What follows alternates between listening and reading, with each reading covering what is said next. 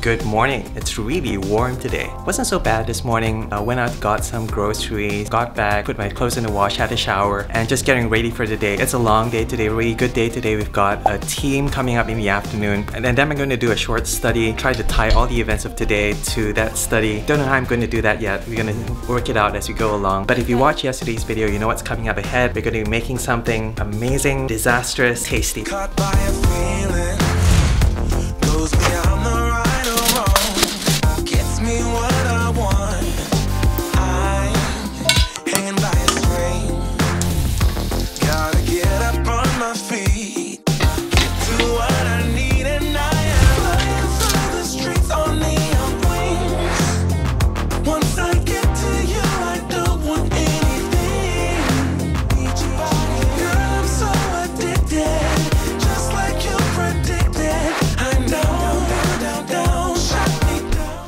Oh wow, I'm really looking forward to this meal. I wish you could smell this apartment. It smells of curry. Just the smells alone transport me back to the days when I was a student. I used to have curry every night with my friends. We'd study in the library, and at 11 o'clock we'd go out to the MAMAK stall and we'd have TEH TARIK sweet tea together with roti and curry, and then we'd rush back at 12 before curfew. But that's the power of nostalgia. It transports you back, brings you back to the good old days. Especially when times are bad. You only remember when times were simpler, purer, they were good. And even a simple plate of roti canai and curry and TEH TARIK can do that for you. It does that for me. I'm thinking of EZRA Chapter 3. It's a very nostalgic passage. My friend and I have been reading through the books of Ezra and Nehemiah, which is about God restoring His people. EZRA Chapter 3 ends with this worship service, verse 11, with praise and thanksgiving. They sang to the Lord, He is good, His love to Israel endures forever. And all the people gave a great shout of praise to the Lord, because, it says, the foundation of the house of the Lord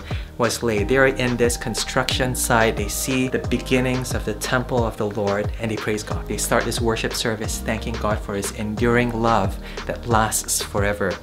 But verse 12 begins, many of the older priests, the OGs, and the Levites and the family heads who had seen the former temple, they wept aloud when they saw the foundation of this temple being laid, while many others rejoiced. This rejoicing and this mourning and this goodness and this sadness, it kind of mixes together in verse 13. No one could distinguish the sound of the shouts of joy from the sounds of weeping. They just came together, they just sang together in sadness and gladness, and you couldn't tell who was sad, who was glad. You hear this, see this, and you're tempted, I know you're tempted to feel sorry for the old guys. Tempted to tell them, hey, cheer up, there's the foundation. At least we have a temple. But let me tell you, as a former OG myself, there's a place for this grieving, there's a place for this disappointment, especially when things get better. Especially, when this lockdown is lifted, when things go back to normal, as it were. There's a place and a moment for us to just stop and grieve and reflect. Not just on the way that things were, but on the way that things should be. You see, that's why they're grieving. God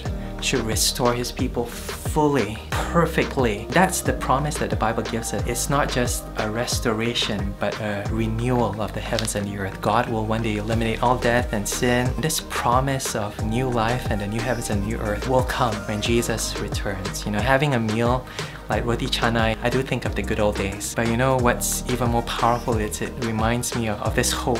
I hope I will be able to share this meal again with my family, with my friends, when I do go back to Malaysia, when I do have this meal again with my friends. But it points forward, not back. It points forward to a reality that I hope is there. Maybe that might not happen, but the reality that is there in Jesus Christ, that will happen. He will destroy all death, He will destroy all sin, and He will come back to rule and to judge and to reign in love and in righteousness. Yeah.